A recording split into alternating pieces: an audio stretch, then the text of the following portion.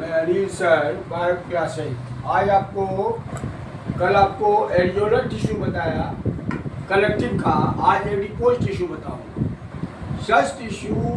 Such type of tissue are ovate और rounded से। इस प्रकार का ऊतक जो है अंडाकार या गोलाकार कोशिकाओं का बना होता है। These cells are filled with fat और लिपिड ड्रॉपलेट्स।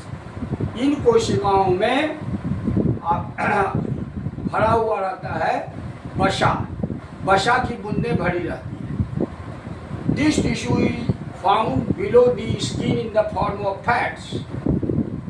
ये जो है ऊतक ये स्किन के नीचे, त्वचा के नीचे चर्बी के रूप में पाया जाता है।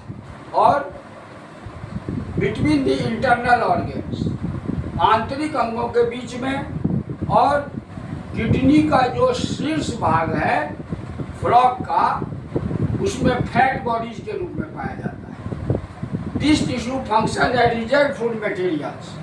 यह ऊतक जो है संचित भोज्य पदार्थों का संग्रह करने का काम करता है, which is used in necessity of time, जो कि समय के अनुसार इसकी जरूरत होती है। This tissue protects the organs from outer injury.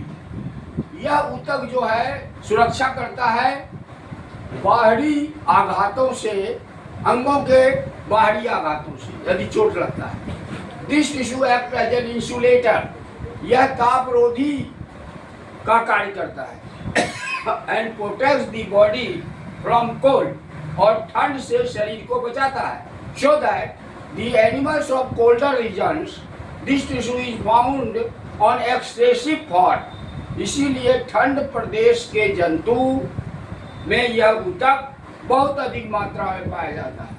और due to deposition of this tissue the body becomes fatty. और इस टिश्यू के अधिक जमा होने के कारण शरीर मोटा हो जाता है, फैटी हो जाता है। अब इसमें दो फाइब्रस टिश्यू होगा, व्हाइट और yellow. White fibrous tissue, in this tissue, dense white fibers are found on parallel position to each other. इस ऊतक में सघन श्वेत तंतु समानांतर क्रम में एक दूसरे में पाया जाता है। Between the fibrous, some cells are scattered in which less amount of matrix is found. और तंतुओं के बीच में कुछ कोशिकाएं छितरा हुआ रहता है, बिखरा हुआ रहता है, और इसमें मैट्रिक्स की मात्रा बहुत कम रहती है। This tissue forms Tandon. Tandon एक बहुत ही इंपॉर्टेंट टिश्यू है जो कि बनाता है व्हाइट फाइब्रस टिश्यू। और ये क्या करता है, अस्थि को मसल से जोड़ता है। इन विच bones of muscle join another muscle fiber. Such type of tissue is robust.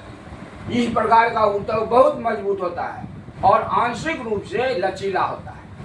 अब yellow fibrous tissue, the fibers of this tissue are thin.